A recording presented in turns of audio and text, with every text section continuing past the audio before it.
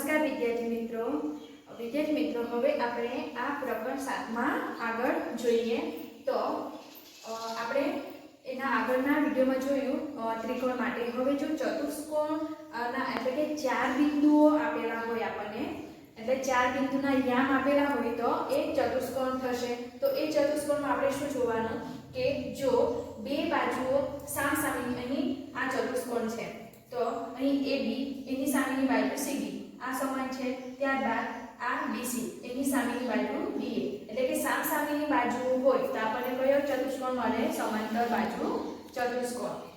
ત્યારબાદ બધી બાજુઓ સમાન મળે આપણે અંતરસૂત્રનો ઉપયોગ કરીને ધારો કે ચાર બિંદુઓ આપેલા છે અને એ ચારેય બિંદુઓ વચ્ચેનું આપણે અંતર શોધીને આ ચારેય બાજુઓ આપણને સમાન મળે તો એ આપણને સમબાજુ ચતુષ્કોણ મળશે।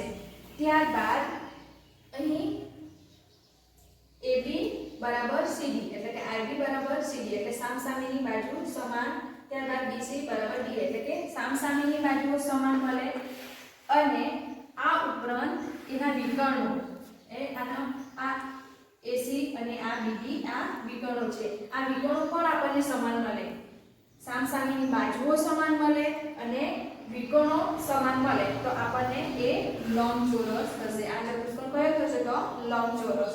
ત્યારબાદ બધી બાજુઓ સમાન મળે અને એની સાથે એના વિકર્ણો પણ આપણને સમાન મળે તો એ થશે ચોરસ। તો આપણે આ યાદ રાખવાનું છે। આપણે અંતરસૂત્રનો ઉપયોગ કરીને જે દાખલા ગણીએ અને એમાં જો કિંમત મળે તો આ પ્રકારનું હોય તો આપણને આ પ્રકારના ચતુષ્કોણ મળે છે। હવે વિદ્યાર્થી મિત્રો તમારે આ યાદ રાખવાનું છે અને જે દાખલા છે એ અંતરસૂત્રનો ઉપયોગ કરીને દાખલા તમારે હોમવર્કમાં કરવાના છે। આપણે અંતરનો બીજો ગુણધર્મ યાદ રાખવાનો છે।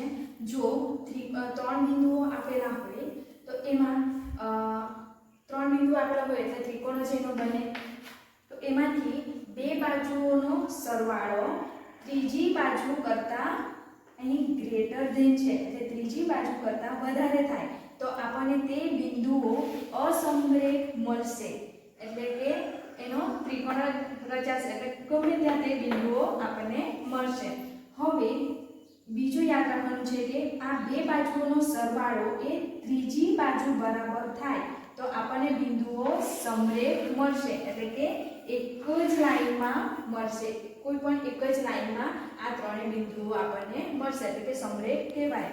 આ યાદ રાખવાનું છે। બે બાજુનો સરવાળો ત્રીજી બાજુ કરતાં વધારે હોય તો આપણને બિંદુઓ અસમરેખ મળશે અને બે બાજુનો સરવાળો ત્રીજી બાજુને સમાન હોય તો આપણને બિંદુઓ સમરેખ મળશે। તો આપણે આ પણ યાદ રાખવાનું છે।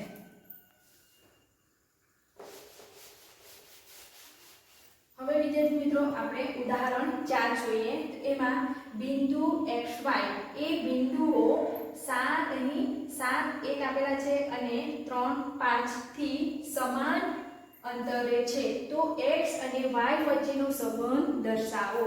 તો આપણે x અને y વચ્ચેનો સંબંધ દર્શાવતું સમીકરણ મેળવવાનું છે। તો અહીં આ બિંદુ છે xy એ આ બંને બિંદુથી સમાન અંતરે છે એટલે આપણે ધારી લઈએ, ધારો કે અહીં બિંદુ કોઈ પણ નામ આપી દઈએ તો અહીં બિંદુ P લઈ લઈએ, બિંદુ P એ x અને y છે તો એ અહીં પણ કોઈ પણ આપણે નામ આપી દઈએ, અહીં a નામ આપીએ તો 7 1 અને અહીં નામ આપી દઈએ B 3 5 તો આ ધારો કે આ બિંદુ P એ A અને B થી સમાન અંતરે છે। આ બિંદુ P એ આ બંને બિંદુથી સમાન અંતરે છે એટલે આપણે શું લખાય? પહેલું આ A છે તો આ P સાથે કરીએ તો AP થશે, ત્યારબાદ આ બિંદુ B આ પણ AP થી સમાન અંતરે છે એટલે એના સાથે થશે તો BP થશે। ખબર પડે? આ પહેલા બિંદુ સાથે નું આ બિંદુ વચ્ચેનું અંતર AP અને આ P થી આ B વચ્ચેનું અંતર BP થશે। આ બંને શું છે? સમાન છે એટલે AP બરાબર BP લખાય। હવે આપણે અંતરસૂત્રનું AP બરાબર વર્ગમૂળમાં મૂકીએ x1 ઓછા x2 નો વર્ગ. વિદ્યાર્થી મિત્રો અહીં અંદર સૂત્રમાં તમે x1 ઓછા x2 કરો તો પણ ચાલે અને x2 ઓછા x1 કરો તો પણ ચાલે વત્તા y2 માંથી y1 બાદ કરવાનું. તો આ અંદર સૂત્ર છે. હવે અહીં વર્ગમૂળ આપણે કાઢી નાખીએ તો અહીં શું લખાશે ab નો વર્ગ. અહીં આવશે x2 x1 નો વર્ગ વત્તા y2 y1 નો વર્ગ. અહીં ત્યારબાદ bp તો bp નો વર્ગ બરાબર ડાયરેક્ટ આ લખી દઈએ x2 x1 નો વર્ગ વત્તા y2 y1 નો વર્ગ. હવે અહીં ap બરાબર bp થાય તો ap નો વર્ગ બરાબર bp નો વર્ગ પણ થાય. હવે આપણે અહીં મૂકી દઈએ. સૌપ્રથમ આપણે અહીં કિંમત મૂકી દઈએ. હવે ap તો ap માં અહીંયા x1 અને આ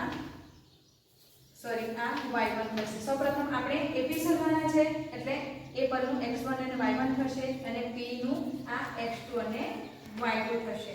તો આપણે આ કિંમત મૂકી દઈએ. x2 કેટલા છે x ઓછા x1 કેટલા છે 7 તો એનો વર્ગ મળશે વત્તા y2 કેટલા છે તો y ઓછા y1 કેટલા છે તો 1 એનો વર્ગ આપણને આ મળી ગયું. ત્યારબાદ bp નો વર્ગ એટલે કે આપણે bp જોવાનું છે. હવે bp આ કાઢી નાખીએ. હવે આપણે bp શોધવાનું છે એટલે આ bp પહેલા b છે એટલે આ x1 આ y1 હશે. ત્યારબાદ p છે એટલે અહીં x2 y2. હવે આપણે કિંમત મૂકીએ. x2 કેટલા છે તો x ઓછા x1 કેટલા છે તો 3 એનો વર્ગ વત્તા y2 કેટલા છે તો y છે ઓછા y1 5 એનો વર્ગ. તો આપણને ap નો વર્ગ બરાબર મળ્યા અને bp નો વર્ગ બરાબર મળ્યા. તો આપણે આ કિંમત અહીં મૂકી દઈએ. ap નો વર્ગ બરાબર શું મળ્યું x ઓછા 7 નો વર્ગ વત્તા y ઓછા 1 નો વર્ગ બરાબર x ઓછા 3 નો વર્ગ વત્તા y ઓછા 5 નો વર્ગ. હવે વિદ્યાર્થી મિત્રો તમે આ નિર્દેશન ભણી આવ્યા કે a ઓછા b નો વર્ગ બરાબર a નો વર્ગ ઓછા 2ab વત્તા b નો વર્ગ. આ પ્રકારનું ભણી આવ્યા ને તો અહીં એ પ્રકારનું છે. અહીં a બરાબર x છે અને b બરાબર 7 છે. તો હવે આપણે આ ડાયરેક્ટ મૂકી દઈએ. અહીં x ઓછા 7 નો વર્ગ શું થશે તો x નો વર્ગ ઓછા અહીં 2 ગુણાકાર કરવાનો એટલે 7 દુ 14x. ત્યારબાદ અહીં b નો વર્ગ એટલે અહીં b બરાબર 7 છે તો 7 7 49 અહીં વત્તા આવશે. ત્યારબાદ અહીં વત્તા y ઓછા 1 નો વર્ગ તો આ પણ એક પ્રકારનો આવશે y નો વર્ગ ઓછા 2y વત્તા 1 નો વર્ગ તો 1 જ થશે. ત્યારબાદ બરાબરની આ બાજુ પણ એ જ રીતના છે. અહીં x નો વર્ગ આવશે. ત્યારબાદ અહીં 2 આવે છે 3 નું 6 ઓછા 6x. ત્યારબાદ વત્તા અહીં 3 છે એટલે 3 તારી 9 વચ્ચે વત્તાનું ચિહ્ન છે. અહીં પણ એ જ રીતે થશે y નો વર્ગ 5 દુ 10 થશે 10y ઓછા અહીં વત્તા 5 5 25. આપણે આ નિર્દેશકનો ઉપયોગ કરીને અહીં આના બરાબર આ રીતે લખી શકાય. હવે વિદ્યાર્થી મિત્રો અહીં x નો વર્ગ છે બરાબરની આ બાજુ પણ x નો વર્ગ છે. આ x ના વર્ગને બરાબરની આ બાજુ લઈ આવીશું તો માઈનસ x નો વર્ગ થશે. ધન છે તો આ બાજુ માઈનસ થઈ જશે તો આ કેન્સલ થઈ જશે. ત્યારબાદ અહીં પણ y નો વર્ગ ધન છે ને આ બાજુ ધન છે. આ ધન y ના વર્ગને આપણે બરાબરની આ બાજુ લઈ આવશું તો માઈનસ y નો વર્ગ થશે તો આ પણ કેન્સલ થશે. હવે શું બાકી રહી ગયું તો અહીં માઈનસ 14x. ત્યારબાદ અહીં પણ x વાળો વર્ગ છે તે આપણે આ બાજુ લઈ આવીએ તો અહીં ઓછા 6x ને આ બાજુ લઈ આવીશું તો વત્તા 6x થશે. ત્યારબાદ અહીં આ માઈનસ 2y છે બરાબરની આ બાજુ અહીં માઈનસ 10y બરાબરની આ બાજુ લઈ આવીશું તો વત્તા 10y. હવે સંખ્યાને બધી આ બાજુ લઈ આવીએ. અહીં +49 આ બાજુ આવશે તો -49. ત્યારબાદ અહીં +1 આ બાજુ તો -1. ત્યારબાદ આ બાજુ +9 અને +25 તો છે જ. હવે આપણે અહીં ઓછા વત્તા છે. ચલનો ચલ સાથેની સરવાળો કે બાદબાકી થશે તો અહીં ઓછા વત્તા ઓછા 14x માંથી 6x જાય તો કેટલા x આવશે? 8x. અહીં મોટી સંખ્યા 14 છે એના આગળ ચિહ્ન માઈનસનું છે તો માઈનસ આવશે. ત્યારબાદ અહીં પણ ઓછા વત્તા ઓછા એટલે બાદબાકી થશે તો 10y માંથી 2y જાય તો 8y. મોટી સંખ્યા ધન છે એટલે અહીં આવશે ધન. હવે આ બાજુ અહીં ઓછા ઓછા વત્તા એટલે કે 49 વત્તા 1 કેટલા થશે તો 50. મોટી સંખ્યા અહીં કરી દઈએ. મોટી સંખ્યા માઈનસ છે એટલે અહીં જવાબ આમાં આવશે માઈનસ. હવે આનું થઈ ગયું. હવે આનું બાકી તો અહીં સરવાળો કરવાનો છે. 25 વત્તા 9 કેટલા થશે તો 34. અહીં સરવાળો આવશે. હવે અહીં વિદ્યાર્થી મિત્રો જુઓ આપણે માઈનસ બંને માર્ક છે એટલે સામાન્ય લઈ લઈએ તો -8 ને સામાન્ય લઈ લીધા તો અહીં x માઈનસ ને સામાન્ય લઈ લીધું એટલે અહીં શું થઈ જશે? વત્તાનું માઈનસ થઈ જશે. ત્યારબાદ અહીં પણ વત્તા ઓછા શું થશે? બાદબાકી એટલે 50 માંથી 34 જાય તો કેટલા રહે? 16. અહીં મોટી સંખ્યા માઈનસ છે એટલે અહીં જવાબમાં આવશે માઈનસ. હવે x ઓછા y -16. આ -18 ગુણાકારમાં છે બરાબરની આ બાજુ આવશે તો ભાગાકારમાં આવશે. Minus minus plus. ત્યારબાદ 8 × 16 જવાબ કેટલા આવ્યા? 2. આમ આપણને મળે છે x ઓછા y બરાબર 2. તો આપણને આ x અને y વચ્ચેનો સંબંધ મળી ગયો. તો એ રીતે આપણે શોધવાનું છે. એ રીતેના આપણે દાખલા ગણવાના છે. અહીં આપણને સમીકરણ શું મળ્યું? x ઓછા y બરાબર 2. તો એ x અને y વચ્ચેનો સંબંધ દર્શાવે છે. હવે વિદ્યાર્થી મિત્રો આપણે ઉદાહરણ 5 જોઈએ. તો એમાં બિંદુઓ a 6 5 અને બિંદુ b ના યામ -4 3 થી સમાન અંતરે આવેલ હોય તેવું y અક્ષ પરનું બિંદુ આપણે શોધવાનું છે. તો અહીં a અને b ના યામ આપેલા છે એનાથી સમાન અંતરે આવેલ એવું y અક્ષ પરનું બિંદુ શોધવાનું છે.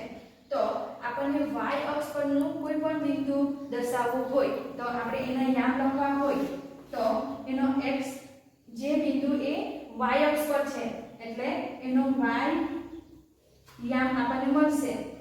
અને આ બિંદુ એ x અક્ષ પર નથી એટલે x ની તેની x યામ શું લખાય?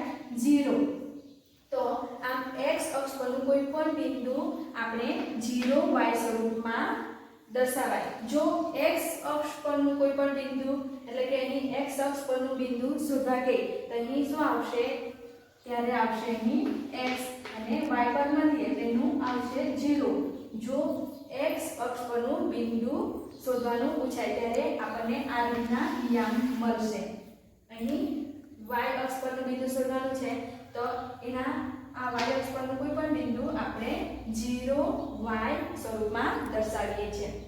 હવે ધારો કે આ જે બિંદુ એ અહીં સમાન અંતરે લખેલું છે. સમાન અંતરે આવેલ હોય સમાન અંતરે આપી દીધું છે. તો ધારો કે આજે આપણે 0 અને y એની આપણે બિંદુ p આપીએ તો p 0y એ અને b થી સમાન અંતરે આવેલ છે. માટે આપણે આગળ દાખલો ગણ્યો એ જ રીતે pa બરાબર bb થાય અથવા તો ap બરાબર bb પણ તમે લખી શકો.